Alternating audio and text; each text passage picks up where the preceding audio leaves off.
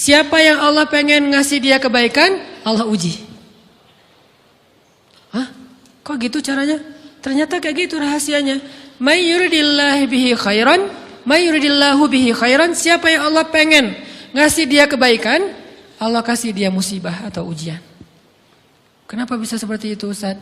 Fa inna ma'al usri yusra, inna ma'al usri yusra. Seolah-olah Allah bilang di dalam ayat itu, kalau kalian mau dapat kemudahan, biasanya lewatnya kesusahan dulu. Kalau kalian pengen dapat keberuntungan, biasanya dapatnya kerugian dulu. Tapi keberuntungan dan kerugiannya pasti nggak sebanding. Keberuntungannya jauh lebih besar daripada kerugiannya. Kerugian itu kayak modal doang, DP. Jadi kalau kita mau dapat kejutan dari Allah, Allah kasih kita DP. DP-nya apa? Ujian, DP-nya musibah, DP-nya rasa nggak nyaman, itu DP tuh. DP terhadap apa? DP dari Allah terhadap hadiah-hadiah besar yang Allah pengen ngasih ke kita setelahnya. Cuman banyak orang yang menolak DP ini. Sama kayak kita misalnya, kalau kita mau ngasih dia hadiah, kita kasih dia kayak kejutan dulu. Dia lagi ulang tahun nih, disiram air dulu. Setelah itu dikasih hadiah-hadiah yang mahal. Rela gak disiram air demi hadiah? Rela, udah siramin lagi aja. Kalau setelahnya ada hadiah. Yang kita gak rela, kalau setelah disiram, disuruh bersih-bersih sendiri dan gak dikasih apa-apa. Kan gak rela tuh. Berarti ini bab iman. Yakin gak kalau Allah tetap ngasih hadiah? Kan sabar dan iman itu ternyata tahu aman, kembar. Kalau kita yakin Allah ngasih hadiah setelah ngasih kita DP ujian, ya kita akan sabar. Gak apa-apa deh, bentar lagi mau dikasih hadiah, digini-giniin juga gak masalah. Dibully, diapain sama Allah, biarin aja. Ya Allah saya sabar, kan bentar lagi mau dikasih hadiah nih. Ini masalah yakin. Tapi kalau kita gak yakin, apa sih maunya Allah gitu kan? Begitu kalimat ini keluar, maka yang muncul setelahnya adalah mengeluh, berputus asa, dan gak akan sabar menghadapi ujian. Ujian, kata Nabi, may yuridillahu bihi khairan, siapa yang Allah pengen kasih hadiah, siapa yang Allah pengen kasih kejutan, siapa yang Allah pengen kasih pertolongan, siapa yang Allah pengen kasih kebaikan, yusib min, Allah akan uji dia dulu. Ini sunnatullah, sehingga kalau kita lagi diuji, yang kita lihat jangan ujiannya, apa setelah itu. Gimana ngelihatnya Ustaz gak kelihatan? Dengan mata hati. Istafti qalbak, tanya kepada hatimu, kelihatan enggak? Dengan mata hati. Gimana ngelihat dengan mata hati? Dengan iman, saya percaya Allah pasti ngasih kebaikan setelah ini. Orang Allah sendiri yang ngomong, enggak ada satu huruf pun di Al-Quran yang salah. Apalagi satu ayat, apalagi dua ayat. Fa inna ma'al usri yusra, ditegesin lagi. Inna ma'al usri yusra. Tapi usr dulu, baru yusr. Dikasih kesusahan sedikit, dikasih kemudahan yang banyak. Dikasih kesusahan sedikit, dikasih kemudahan yang banyak. Ini yang kita coba bangun tajdidul iman, bangun memperbarui yakin. Sehingga ketika kita diuji, sedih, wajar. Mengaduh sedikit bukan mengeluh ya. Kalau mengeluh kan nyalahin Allah. Kalau ngaduh, yang namanya orang dicubit kan, itu ngaduh. Tapi kalau apa sih maunya Allah? Nah itu ngeluh. Antara mengadu dengan mengeluh berbeda. Mengadu itu manusiawi. Sedih itu manusiawi. Air mata bahkan bukan hanya manusiawi, itu rahmat dari Allah. Orang yang gak bisa menangis itu yang bahaya. Kalau kita masih bisa menangis, berarti kita masih peka hatinya. Bukankah anak kecil paling sering menangis? Berarti hatinya peka. Siapa lagi selain anak kecil yang paling sering menangis? Cewek. Cowok itu emang gak punya perasaan, makanya jarang nangis. Cewek dikit-dikit nangis, jangan bilang, cemen banget sih nangis, cengeng enggak, karena dia perasaannya lebih peka dari kita. Itulah kenapa Allah menitipkan bayi kepada perempuan. Kalau dititipin ke laki-laki, hancur. Di balik kepekaan perempuan, di balik sensitifnya perempuan, di balik perasaannya yang luar biasa, di situ Allah Subhanahu wa taala menitipkan amanah, dia yang paling baik dalam merawat bayinya. Perempuan secara umum mungkin lebih banyak bicara daripada laki-laki ya. Walaupun ada orang yang perempuan pendiam banget, ada yang nggak ngomong sama sekali, misalnya diem-diem aja, ada. Tapi secara umum perempuan lebih banyak berucap daripada laki-laki. Emangnya ini kekurangan? Bukan. Ini kelebihan. Kalau dia berikan itu dalam hal yang tepat. Apa yang tepat? Mendidik anak. Justru karena perempuan banyak ngomong, lebih baik dalam mendidik anak daripada laki-laki. Laki-laki itu kurang mendidik, kurang mengedukasi. kepada anak dengan usia tertentu karena dia jarang memahamkan. Salah hanya marah, salah hanya ditegur. Kalau ibunya jelasin, nah gini sebelum tidur ibunya yang ceritain banyak cerita. Saya sendiri ngalamin. Sering mana seorang ayah sama ibu interaksi sama anak dalam bentuk verbal. Sering ibu. Jadi menangis itu rahmat dari Allah. Gak apa-apa, nangis saja. Dan itu tidak disebut mengeluh. Kamu kok nangis sih? Kan orang Islam harus sabar. Emangnya nangis dengan sabar itu bertolak belakang? Sabar tetap sabar. Ya nangis jalan aja terus nangis. Nangis apa pakai nangisnya nggak cuma nangis doang. Emotikonnya juga nangis, berderai-derai gitu. Sampai air matanya menggenang gitu kan ya. Boleh lah. Ditambah lagi dengan visual menangisnya. Posting bahwa dia lagi tertusuk duri. Dengan postingan kaktus atau apalah. Dia pengen share ke semua orang bahwa saya sedang sedih. Sehingga nanti ketika ada orang yang menghibur dia dengan sedikit kata-kata yang sabar ya segala macam. Wah makin berderai-derai.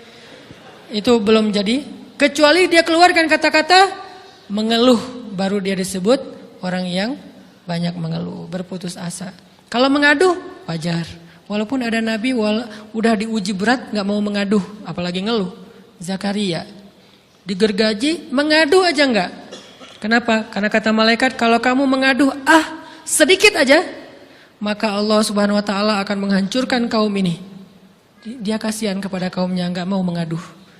Satu-satunya orang yang kita tidak boleh mengadu hanya orang tua. Atau itu mengeluh kalau untuk orang tua. Kalau yang lain enggak disebut mengeluh. Kalau ke teman, malas enggak apa-apa. Jangan sering-sering tapi. Apaan sih? Ke teman boleh. Tapi ke orang tua, saja, itu bukan lagi mengadu, itu sudah mengeluh. Khusus untuk orang tua. Kalau di antara manusia. Kalau kepada Allah dan Rasul, pastinya lebih dari itu. Ketika kita diam saja, tidak langsung beranjak, sami'na wa ata'na labbaik ya rabbi wa sa'daik, enggak memenuhi panggilan Allah, itu sudah disebut bagian dari kufur ingkar. Tapi minimal kita mungkin masih mengaduh, kita masih menangis, kita masih lelah, kita masih merasa lemah. Setidaknya kita tidak mengeluh. Kenapa? Kita percaya Allah kalau mau ngasih hadiah kepada hambanya, DP-nya itu ujian. Dan yakinlah hadiahnya minimal 10 kali lipat lebih baik daripada ujian itu. Minimal, karena nggak ada amal soleh yang dibalas di bawah 10 kali lipat tuh nggak ada. Amal soleh, amal ya bukan niat. Amal yang udah kita kerjakan minimal dibalas 10 kali lipat. Minimal, maksimalnya bighairi hisab, tanpa batas. Bighairi hisab, tanpa batas. Ada yang 700 kali lipat kayak sedekah. Tapi tetap aja ayat sedekah di akhirnya ujung-ujungnya apa? Bighairi hisab juga kan? Berarti sedekah itu minimal dibalas 700 kali lipat. Minimal. Kalau kita yakin. Selalu syaratnya kalau kita yakin. Dan saya ngebuktiin itu banget. Saya pernah ngalamin lagi jalan-jalan di sebuah kota yang ada becak kayuhnya, becak sepeda gitu ya. Jalan terus saya bilang, Pak berapa ongkosnya? 20.000. Udah naik aja 20.000. Karena kita keliling-keliling kota, ternyata saya jadi kasihan sama dia 20.000. Kasihan kan 20.000 dibayar keliling kota walaupun pas mampir beberapa tempat mungkin dia dapat tips ya. Tapi saya nggak tega gitu, dia cerita tentang anaknya lagi sekolah, apa segala macam, makin bikin baper kan. Pas selesai, saya kasih dia 100.000. Dari 20.000 dikasih 100.000 karena kasihan. Dan saya yakin, nggak mungkin sedekah itu sia-sia. Kan Nabi bersumpah kan, demi zat yang jiwaku di dalam genggamannya, tidak berkurang harta karena sedekah. Demi Allah, kata Nabi. Nggak berkurang harta karena sedekah. Berkurang harta karena belanja? Ya. Berkurang harta karena pacaran? Banget. Modal banget kan? Apalagi buat cowok. Tapi berkurang harta karena sedekah? Gak mungkin kata Nabi. Demi Allah gak berkurang harta karena sedekah. Berkurang harta karena istri? Enggak. Karena memberi kepada istri itu pahalanya lebih gede daripada sedekah. Makanya ngemodalin pacaran setelah nikah itu tumbuh berkah. Modal pacaran sebelum nikah itu apes. Jadi kalau pengen modal nih, ngemodalin cewek, traktir, ngapa-ngapain, bayarin, jangan sebelum nikah. Sebelum nikah jadi orang pelit aja, nggak apa-apa. Tapi setelah nikah, jor-joran ngasih, apalagi yang, bayarin semuanya. Kenapa? Pahalanya lebih gede daripada sedekah. bahkan lebih gede daripada infak fi sabilillah. Seorang suami memberi nafkah istri, itu pahalanya terkadang lebih besar daripada kita berinfak untuk fi sabilillah, untuk korban perang. Saya heran kalau ada orang sedekahnya rajin tapi ke istrinya kikir, aneh, berarti dia nggak ngerti konsep. Padahal memberi kepada istri itu selama itu kebutuhan pokok ya, dan sedikit entertain, nggak apa-apa asal nggak berlebihan, itu luar biasa. Makanya saya kalau jalan sama istri yang yang mana? Itu yang Onit suka. Oh ya, Onit suka. Kasih aja. Kenapa? Minta ini. Kasih. Selama ada kan kenapa nggak dikasih kan ya? Nanti Allah ganti. Makin rajin kita ngebayarin istri kita, ngebelanjain istri kita, makin Allah ngasih yang kita nggak pernah duga-duga. Sampai istri kita cemburu sama kita. Kok kamu duitnya banyak banget sih? Kan gara-gara aku sering ngasih ke kamu. Ya udah sini lain lagi. Mau ditransfer berapa gitu kan ya? Saya ngasih 100.000 ke si bapak. Dan saya yakin teman-teman sedekahnya pasti lebih dari itu karena 100.000 saya sebut. Kalau 1 juta ke atas saya nggak mau nyebut, malu dong, ria ya.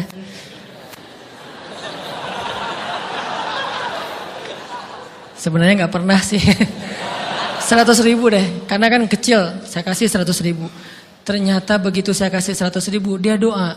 Nah ini nih pentingnya sedekah ke orang yang membutuhkan tapi nggak minta-minta, dia tulus. Dia langsung doa, ya Allah Pak, mudah-mudahan rezekinya lancar, berkah, bertambah dan segala macam, bahagia keluarganya.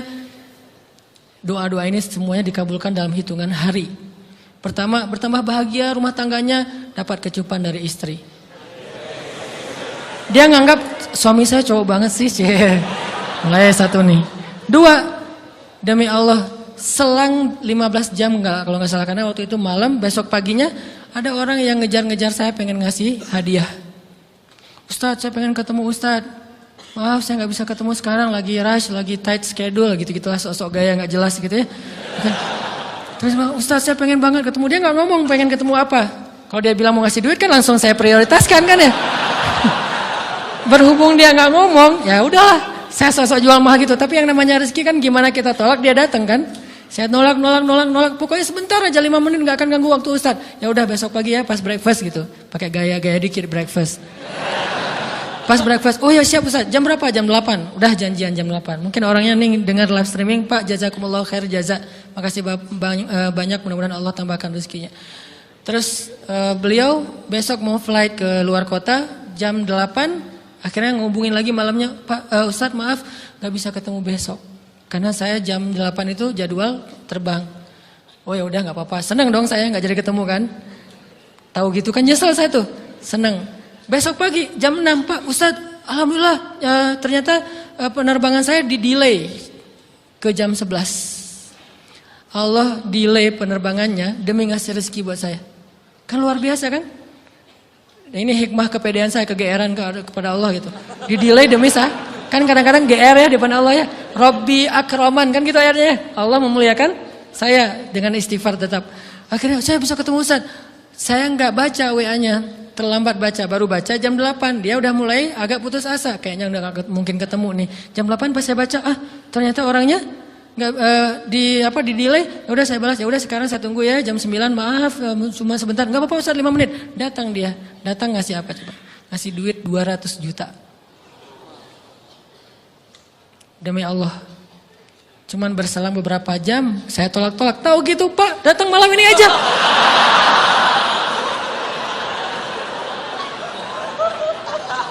Harusnya malam itu juga saya cari orangnya. Kalau perlu saya yang nyamperin Bapak, Sherlock, saya kejar. Manusia gitu banget ya. Tapi Masya Allah di situ saya jadi tahu, oh doa orang itu lebih akurat, lebih mantap, lebih diijabah daripada doa saya. Mungkin bukan karena sedekah, tapi karena doa setelah sedekah, ya Allah dan segala macam dimudahkan sama Allah. Itu luar biasa loh. Saya nggak percaya, saya pikir main-main, orang ini iseng kayaknya pengen ketemu doang, pengen selfie. Ternyata pas saya cek, ditransfer, di capture, Ustadz udah ditransfer. Saya, jangan-jangan ini jebakan Batman gitu ya. Nyari-nyari sana segala macam. Alhamdulillah ternyata emang niat baiknya pengen, alhamdulillah saya terkesan, saya dapat hidayah lewat Ustadz segala macam. Sekarang saya pengen membalas jasa Ustadz walaupun kecil 200 juta. Untung saya nggak kaget dan kemudian pingsan. Pak 200 juta, stroke kan ya, bahaya. Lebih mahal dari 200 juta. Ini keajaiban ya teman-teman. Jadi kita tuh, saya kan sering bilang keajaiban itu terjadi tergantung tingkat iman. Bukan saya udah soleh banget, enggak. Saya belajar terus untuk yakin deh sama Allah. Modal kita tuh kan gini sebetulnya kan. Duit kita tuh banyak loh teman-teman. Cuman gak disimpan di bank, gak disimpan di saku, disimpannya di sisi Allah. Bedanya apa sih? Kenapa kita kalau disimpan di bank tenang? Saya lagi punya duit banyak dari 100 juta. Di mana? Di bank. Aman. Kenapa kalau disimpan di saku aman, tenang? Kenapa kalau disimpan di Allah nggak tenang? Kenapa kalau disimpan di Allah kita bilang nggak punya duit? Ini kan nggak fair sama Allah. Nggak punya duit nih. Siapa bilang nggak punya duit? Kan ada Allah. Tinggal minta sama Allah. Tapi nggak ada wujudnya. Tapi kan ada janjinya. Bukankah janji Allah lebih kuat daripada wujud? Bukankah iman harusnya lebih mantap daripada sesuatu yang konkret yang kita lihat? Ada duitnya di sisi Allah. Kenapa nggak dikasih? Karena kita belum butuh. Kalau kita yakin duit kita itu ada di Allah, tapi dikasihnya pas kita butuh. Begitu butuh ya Allah, langsung dikasih sama Allah. Itu banget benar-benar terjadi dalam kehidupan kita. Pasti kayak gitu. Tingkat tergantung kita yakin apa enggak. Nih, kalau Allah bilang, "May yuridillahu bihi khairan", Allah kalau pengen ngasih hadiah kepada seorang hamba, Allah kalau pengen ngasih kejutan kepada seorang hamba, yusib. Allah kasih dia ujian sedikit aja. وَلَنَبْلُوَنَّكُمْ بِشَيْءٍ sedikit بِشَيْءٍ مِنَ الْخَوْفِ وَالْجُوعِ وَنَقْصٍ مِنَ الْأَمْوَالِ وَالْأَنْفُسِ وَالثَّمَرَاتِ وَبَشِّرِ الصَّابِرِينَ. Kami uji sedikit aja dengan rasa lapar, dengan rasa takut, dengan sedikit kekurangan ini dan itu, sedikit. Tapi wabasyiris sabirin, sampaikan kejutan kepada orang yang bersabar. Sampaikan kejutan kepada orang bersabar. Jadi bisa dibilang kejutan-kejutan hidup kita itu munculnya dengan iman dan sabar. Dengan iman dan sabar. Iman artinya yakin, husnuzon sama Allah. Ana inda dhanni abdi bi. Aku tergantung prasangka hambaku kepadaku. Sabar, wasta'inu bis sabri was shalah. Minta pertolongan Allah, caranya dengan sabar, kemudian dengan sholat. Pasti Allah tolong. Ustaz, saya udah sabar. Sabar lagi. Isbiru wasabiru. Kalau udah sabar, bersabar lagi. Sampai kapan Ustaz? Sampai Allah Subhanahu wa taala benar-benar mengakui kesabaran kita. Setelah itu Allah pasti kasih. Terus apa yang harus saya lakukan Ustaz? Buktikan di hadapan Allah kita itu hamba yang penyabar. Jangan bilang ya Allah, saya akan sabar. Jangan, tunjukin aja. Ya Allah, kurang apa lagi dari saya? Tunjukin aja. Nanti Allah sendiri yang akan memberi kita gelar sabirin. Sehingga Allah bilang, wabasyiris sabirin. Sampaikan berita gembira kepada hambaku yang sabar. Dan kalau Allah udah ngasih berita gembira, itu beruntun loh. Kita sabar kayak Allah tahan dulu nih ya. Kejutan, Allah tahan dulu hadiahnya buat kita tuh. Ditahan, tahan. Makin lama makin sulit pastinya. Makin lama makin berat, makin lama makin berat. Begitu dibuka kerannya, itu gak ada selesai-selesainya. Sampai kita kebingungan, loh, kok datang terus-terusan. Kayak gitu cara Allah memperlakukan hambanya. Nabi Ayub, sakit pertama, sakit fisik. Sakit kedua, sakit hati. 2 penyakit Nabi Ayub. Fisik pertama, beliau lumpuh, beliau sakit. Sakit hatinya apa? Ditinggalkan oleh orang-orang terdekatnya. Anaknya meninggal. Sedih kan? Kemudian pembantu-pembantunya pada resign. Makin kecewa. Dasar kalian. Kemudian teman-temannya pada menjauh. Grupnya nge-live dia. Bukan dia live grup. Grupnya yang nge-live dia. Orang unfollow. Tiba-tiba followersnya tinggal 1 doang. Yang tadi ada ribuan, sekarang tinggal 1. Istri satu-satunya yang masih setia mendampingi beliau. Tinggal 1 followersnya. Kebayang gak tuh? Yang posting udah sepi, udah gak ada yang nge-like. Istri aja yang nge-like. Ini nih Nabi Ayub. Ditambah lagi datang keluarganya ke rumah Nabi Ayub, gak mau ketemu dalam jarak dekat. Dari luar ngomongnya, Ayub, kami gini. Kemarin kamu harta kamu tuh kan kamu ada masalah minjam duit karena istri kamu ini gimana nih bayarnya? Terus mereka tutup muka, nggak mau tertular. Mereka bilang jangan dekat-dekat dengan Ayub. Yang lebih parah lagi ada yang sampai nuduh gini. Ternyata ya kamu itu selama ini bukan orang soleh. Selama ini kamu tuh pura-pura pencitraan ordai. Ini buktinya nih. ternyata akhirnya Allah tunjukin juga borok kamu, aib-aib kamu, ternyata kamu itu selama ini orang munafik. Jadi Nabi Ayub malah dituduh orang jahat, orang yang terkutuk, yang selama ini mencitrakan diri sebagai orang baik, gara-gara sakit itu dituduh demikian. Sedih luar biasa. Bertahun-tahun, ada riwayat mengatakan 17 tahun, ada yang mengatakan lebih atau kurang. 17 tahun ditahan semua kebaikan oleh Allah, kecuali satu, iman. Sehingga Nabi Ayub tetap yakin Allah maha baik. Pokoknya yakin Allah maha baik. Allah, gimana pun diuji, Allah maha baik. Diambil anaknya, Allah maha baik. Diambil kesehatannya, Allah maha baik. Diambil hartanya, Allah maha baik. Jadi orang yang tadinya paling kaya di negerinya, sekarang paling miskin di negerinya. Kebayang gak tuh dibalik 180 derajat. Yang tadinya paling kaya, gak ada yang lebih kaya daripada Ayub, sekarang yang paling miskin. Gak ada yang lebih miskin daripada Ayub. Allah maha baik, Allah maha baik, Allah maha baik. Husnuzan kepada Allah. Dan itu gak sehari 2 hari, 17 tahun husnuzan kepada Allah. Pada puncaknya, ketika istri beliau harus menjual rambut, gundul, potong rambut, dijual demi apa? Udah gak tahu lagi ngemodalin apa untuk ngasih makan Nabi Ayub. Akhirnya nyari-nyari kerja gak ada yang nerima, jual rambut, pakai jilbab, di rumah gak buka-buka jilbab. Ayub curiga, yang kenapa kamu gak buka jilbab di hadapanku? Enggak apa-apa, kan lagi musim panas, gak apa-apa. Akhirnya Nabi Ayub minta tolong dibukain, ada apa? Curiga kan? Pas dibuka udah botak rambut istrinya. Nabi Ayub menangis. Kenapa? Apa yang terjadi? Istrinya bilang, suamiku gak ada lagi modal buat kita makan. Saya cari-cari kerja sana sini, gak ada yang nerima. Bahkan untuk mandiin hewan aja gak diterima. Akhirnya saya jual rambut saya, mudah-mudahan bisa untuk kita makan beberapa hari.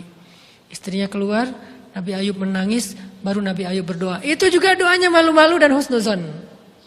Malu-malu, husnuzon. Gimana kalimatnya? Rabbi massaniyaddur. Ya Allah, saya sakit.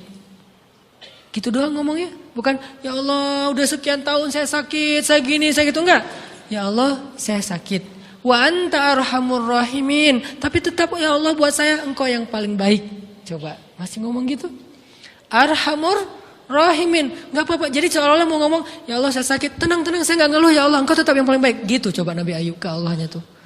Langsung Allah munculkan mata air di bawah kaki Nabi Ayub. Tiba-tiba beliau jadi basah, mandi, sembuh semua penyakit, rontok dengan semua luka-lukanya. Dan wajah Nabi Ayub semua tubuhnya menjadi muda. Yang usianya tadi udah 80-an tahun, tiba-tiba menjadi di antara 35 tahun. Itu usia ideal. Maaf ya, saya usianya kurang lebih segitulah. Usia penduduk surga antara 30 sampai 40 tahun. Itu usia penduduk surga. Dan usia itu mempertemukan 2 kebaikan. Fisiknya sudah sempurna dan akalnya juga, kebijaksanaannya sudah sempurna. Kalau di bawah 30 tahun, fisiknya sempurna, akalnya belum sempurna. Kalau di atas 40 tahun, akalnya sempurna, fisiknya sudah berkurang. Antara 30, 40, 45 ya kurang lebih segitulah. Nabi Ayub menjadi muda lagi. Jadi keren. Persis kayak masa mudanya. Jadi kalau ngelihat foto yang postingan pertama di Instagramnya tuh mirip nih. Kan udah postingan yang ke 1000 ya. Udah berapa tahun dia pakai akun yang sama. Wah, mirip dengan yang dulu. Istrinya datang. Begitu datang, astagfirullahaladzim, ada cowok keren di rumahnya. Tapi mirip Ayub. Cuman gak mungkin ini Ayub.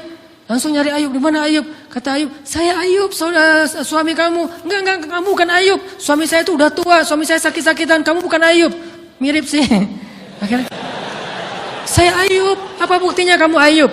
Ditunjukkan buktinya oleh Nabi Ayub. Apa buktinya? Nabi Ayub menyampaikan beberapa kenangan mereka berdua di masa lalu yang gak ada yang tahu kecuali mereka berdua. Itulah pentingnya kita menyimpan kenangan.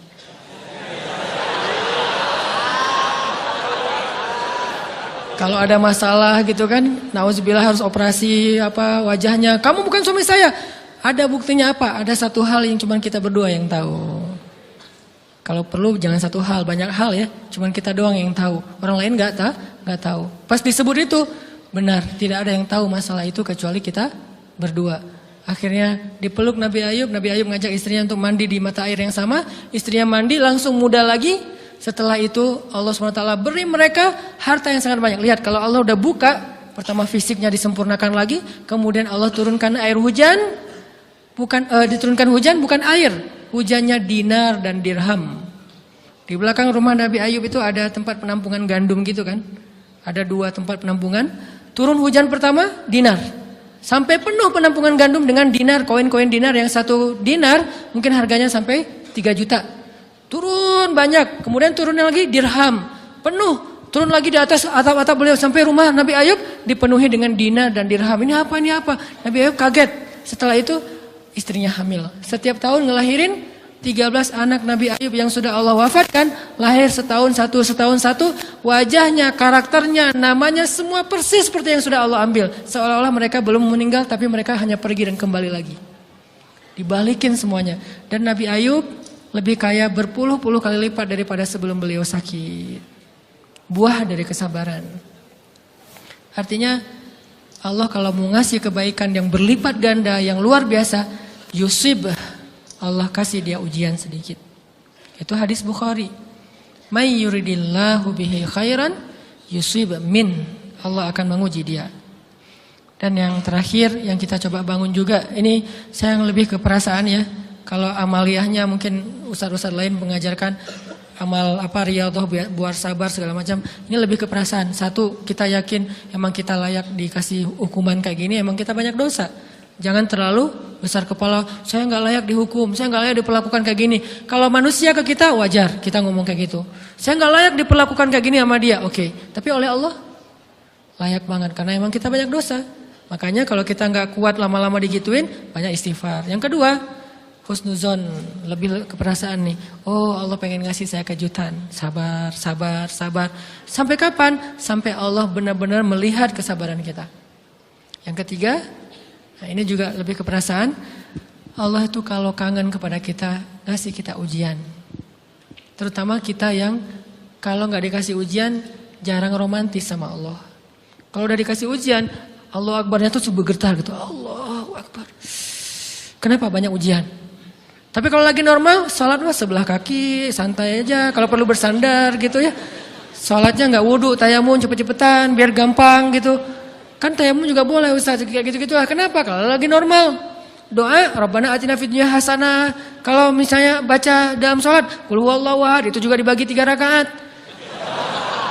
Tapi kalau lagi diuji, Alif Lam Mim, Toha, Yasin, semua dibaca pembukaan surat. Khatam 30 juz teh. Kenapa? Lagi diuji. Sholat panjang, doa ya Allah, habis-habisan. Baru takbir udah nangis, Al-Fatihah aja nangis. Terus kalau ini baca Al-Quran, Bismillahirrahmanirrahim, khusyuk gitu. Tahajud, belum malam dia udah tahajud gitu. Tahajud, kirain udah saking semangatnya. Maksudnya apa belum malam dia udah tahajud? Dari sore udah kangen malam. Kapan ya malam, kapan ya tengah malam, kapan ya saya pengen tahajud, kangen dengan tahajud. Kan ada orang kayak gitu, saya kenal beberapa orang yang katanya hanya menunggu malam aja setiap hari. Setiap pagi, kapan ya malam. Pas malam bahagia tahajud, pagi lagi kapan ya malam. Artinya belum malam udah tahajud, saking kangennya dengan tahajud, rindu banget sama Allah, romantis banget dengan Allah. Khatam Al-Quran berkali-kali dalam seminggu. Begitu dia dikasih jalan keluar, menjauh sampai lupa sama Allah. Sehingga kalau Allah kangen sama dia, Allah kasih dia ujian dikit. Ta'ala ya abdi, kesini wahai hambaku, kesini. Biar kita berdua-duaan lagi nih. Kalau nggak mau digituin, tetaplah dekat kepada Allah walaupun kehidupan kita dalam keadaan mudah.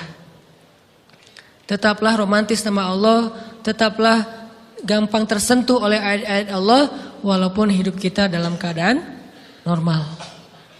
Mudah-mudahan 3 rahasia ini bisa menjadikan kita berhusnuzon dan terbangun awareness kita ketika kita lagi diuji. Terutama ujian-ujian yang spontan muncul dari kata-kata teman kita, dari sikap orang lain. Langsung ingat, oh saya emang ada dosa yang mau Allah hapus. Oh habis ini mau dikasih kejutan. Oh Allah lagi pengen dekat sama saya. 3 hal ini mudah-mudahan terus kita latih. Awarenessnya yang dilatih, bukan hadis-hadisnya yang dihafal. Mudah-mudahan ketika diuji spontan kita langsung sadar, langsung balik on the track. InsyaAllah Allah subhanahu wa ta'ala istiqomahkan kita fis sarra wa fit dharra, dalam keadaan suka maupun dalam keadaan duka.